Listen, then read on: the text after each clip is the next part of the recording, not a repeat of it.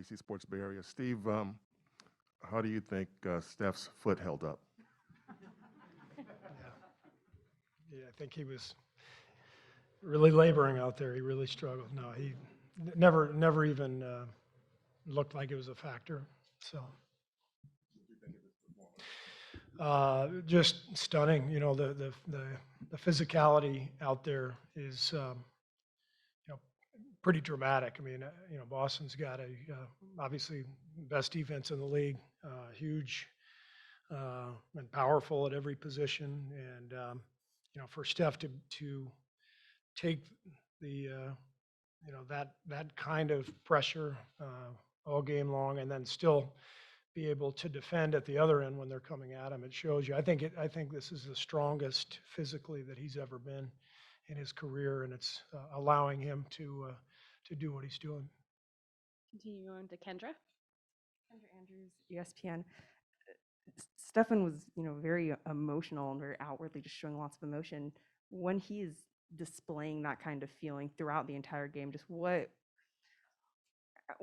can you tell about the way that he's feeling in the game when he does that, or do you think that kind of just injects the rest of your team with some other kind of juice? Well, everybody was emotional tonight. I mean, we, down 2-1, we had to come out with some desperation, more physicality than we showed in Game 3. So it was a team-wide sense of aggression and emotion, and that started right from the opening tip. So, Steph obviously doesn't normally show a lot of emotion, but a night like tonight warranted it. Tim in the back. Steve, obviously you don't normally take Draymond out in the middle of the fourth quarter of a game like this. What was the thinking of that? Did you see his reaction after, which was pretty emotional? And was it strictly to go offense defense? Because he was out for a while, but then you went offense defense with him in full. Yeah, so we took him out and put Loon in, I think around the 8-minute mark, maybe 7:40, and which was our plan anyway. But Loon was playing so well, and Jordan Poole was playing so well, so we just stayed with the group. We generally do that. I mean, like most coaches, if you've got a group that's going well, you just stay with it, and then the last few minutes we just went to kind of an offense-defense pattern with Draymond and Jordan alternating. Anthony on the right. Yeah, Anthony Slater, The Athletic. Wiggins plays 44 minutes. I think he gets 16 rebounds. Just how big was he tonight?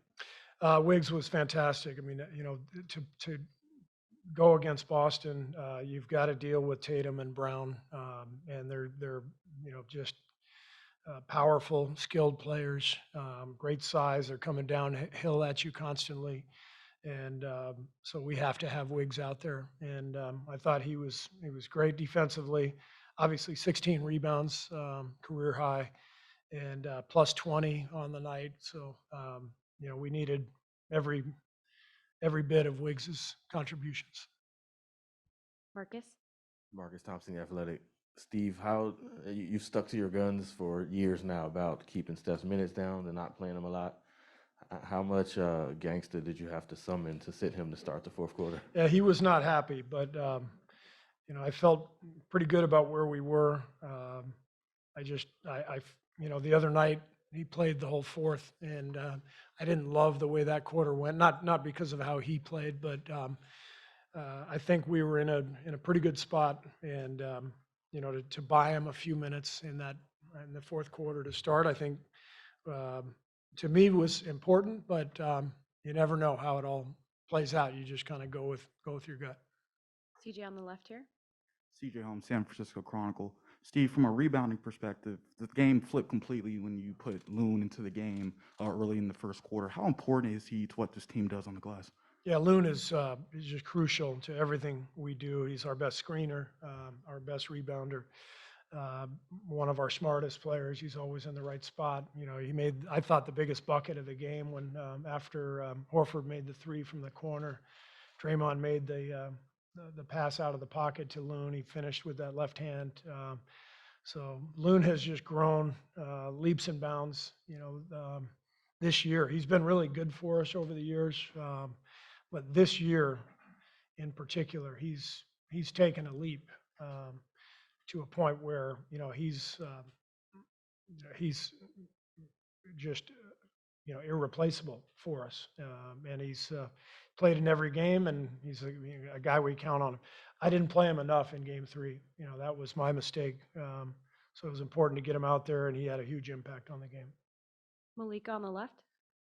Hey, Steve, for 26 consecutive series dating back to 2013, predating you, the Warriors have found a way to win on the road in every single series. What is it about this group, the resolve, the constants that allow that to happen? Well, you have a group of guys who are going to be in the Hall of Fame someday.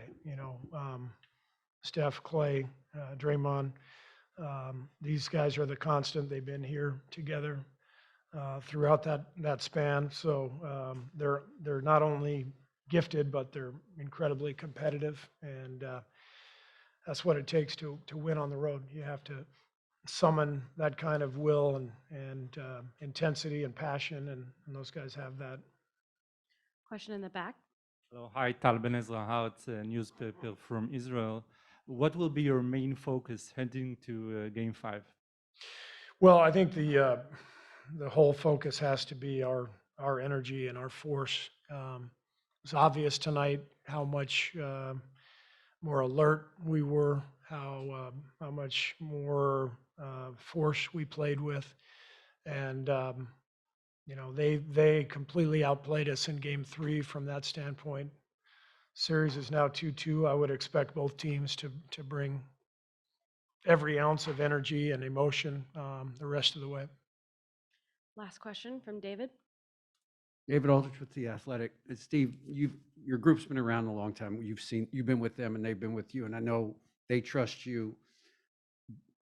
But is there any kind of, do you have to say anything to a guy like Draymond in a situation like that?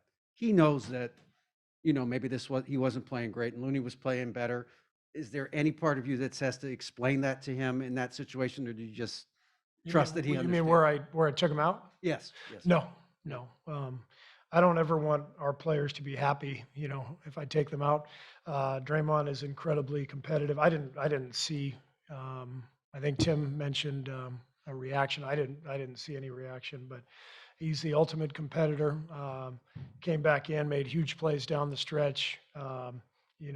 He finishes the game with 4 steals, 8 assists, 9 boards. Look, this is a tough series for him to score because of Boston's size and athleticism, but he's still impacting the game at a huge level. And he knows we're just going to do whatever it takes to win. We've got a lot of guys who can contribute. A lot of guys did that tonight, and we got it done. And whatever it takes in Game 5, that's what we'll do too. Thanks, Coach. Thanks.